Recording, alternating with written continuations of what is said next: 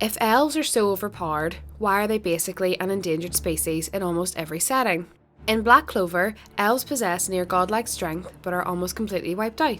In Aragon, 2 cornered elves are a match for dozens of human soldiers, but their numbers are low and are kept pretty much to one exclusive forest. The elves in Warhammer FB can cut through steel armour like warm butter, but constantly seem to be losing ground. What gives? It's like this race is generally given every advantage you could ask for, but can never seem to hold on to their position in the world. Don't tell me they can't breed.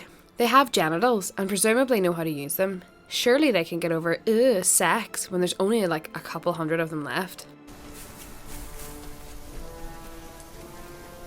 In some circumstances, they're on the tail end of their time of prominence and have been fading away for a long time.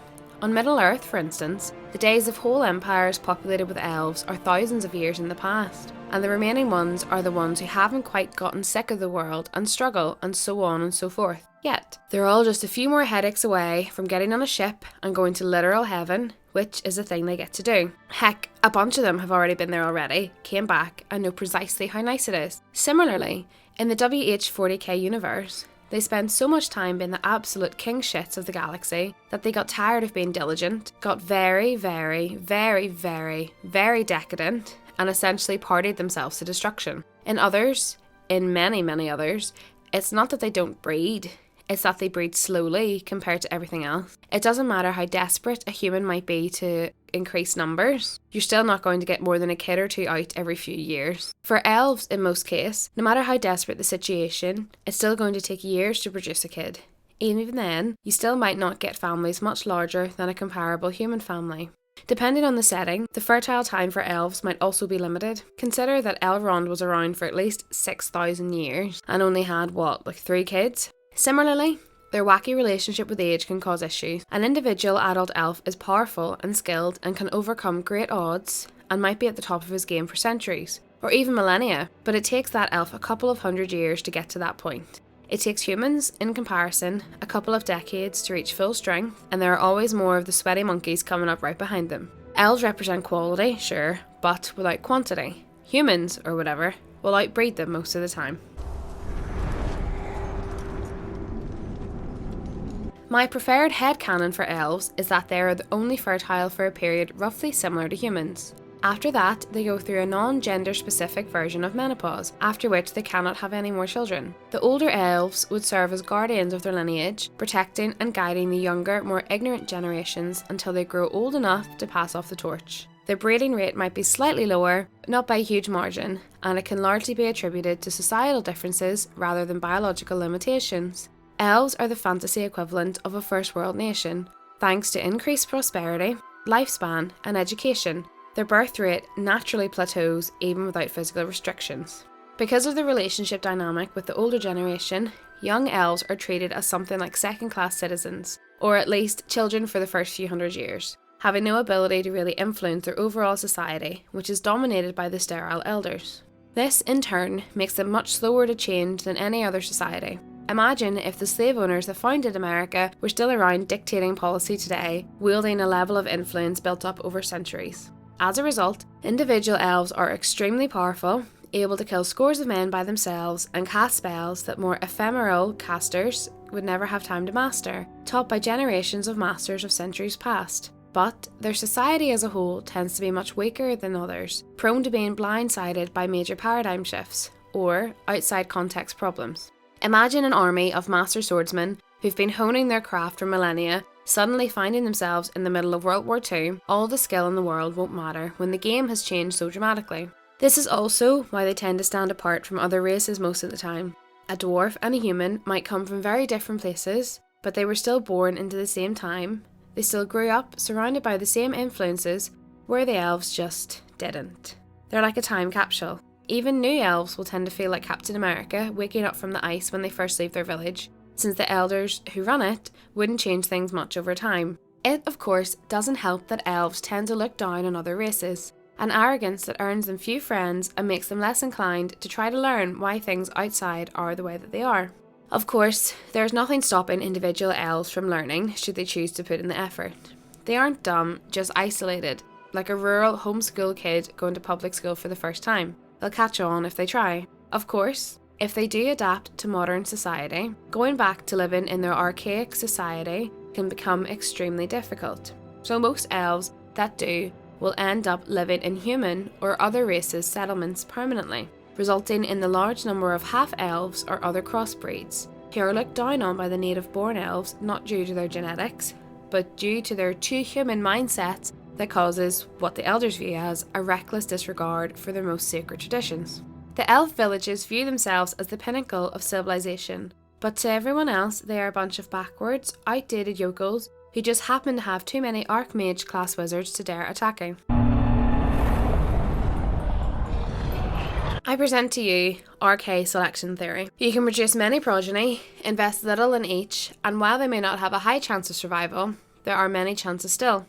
Or you can produce very little progeny, invest a lot into each, and while the chance of survival is high, the birth rate is low. Elves are dialed up that they are at the extreme end of K selection theory. Each individual elf may be superior, but that's at an individual by individual basis. Elephants are stronger and more capable than humans, and yet you don't see them flourishing. Instead, they struggle to get by. Conversely, ants are individually pathetic. Any given ant is likely to be sterile, rely on pheromones that only work in tandem, unable to survive on its own. And yet they thrive. Elves are long-lived, but they don't really pump out kids year on year like human can.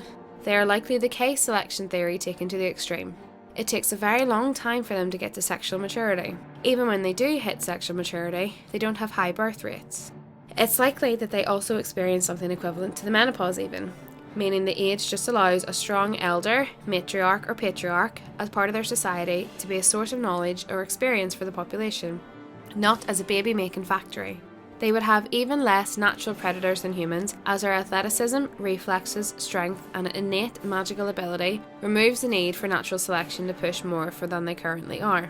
They tend to be more xenophobic or averse of the outside of their domain. I know, humans are the most xenophobic, but humans also constantly seek for more land, more expansion. Elves tend to find a nice fucking forest and sit in it. Sit in it for hundreds of generations. They don't have the urge to expand. They don't have the urge to incorporate, absorb, or grow into other cultures or species domains. They find a nice tree and just fucking sit there doing their elven shit. They might have magics, but they don't develop technology the way humans do. They don't industrialise. They mostly subsist in their forests. Their lower numbers might not even allow for mass industrialisation. Why even develop a crossbow to pierce chain when elven bow can do it alone with a pull strength beyond the ability of any man? Why develop gunpowder when your elven magic as a mere apprentice can challenge a wizened human mage? Their livelihood is steeped in tradition and the old ways. They don't have that same human urge to grow and expand and take and exploit.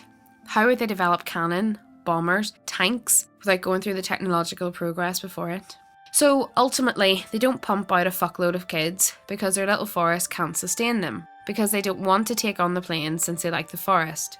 Sure, if some dickhead humans come along to burn the forest down, they will come out in force, but they don't need to expand or grow beyond the limits of the forest, and any human challenges they face until well into human industrialisation and mobilisation can be met by their natural and innate prowess. On top of the other answers, one potentially major factor is just perspective because of their age. There was a passing mention in Dragon Age about the ancient elves, not the ones in the game, which are basically slightly scrawnier humans with pointy ears, and how a simple greeting between them could take decades because why not? They had basically infinite time as far as they were concerned, so why rush to do anything, including having kids? Endangered animals don't just suddenly breed like crazy because they're endangered either. They typically breed at their normal rates, and I think an intelligent species would breed even slower. If things are tough, why would you want to bring a kid into that? To just raise them up to fight in a hopeless war? And even if you did, what if your neighbours don't? So you just raised a kid to be slaughtered for nothing? It might not make sense to our short-lived human minds, especially while we're just looking in from the outside and not able to really see the full situation individuals are in. But that doesn't mean it's crazy. Their priorities just aren't the same. I'm thinking it's similar to why the top predator species are typically rare. They, especially top predator mammals like the big cats, tend to require more resources than the other species and tend to have longer gestation and generation times. It's difficult to get larger populations if it takes so long to acquire a new generation. Also, any losses they take are difficult or impossible to recover from. This can be a vicious cycle. This is because fantasy elves will take a long time to rear a new generation and have very low reproductive rates. Large resource use might also limit their distribution to areas where there are enough resources for them. Also, in general fantasy, there are many monster species.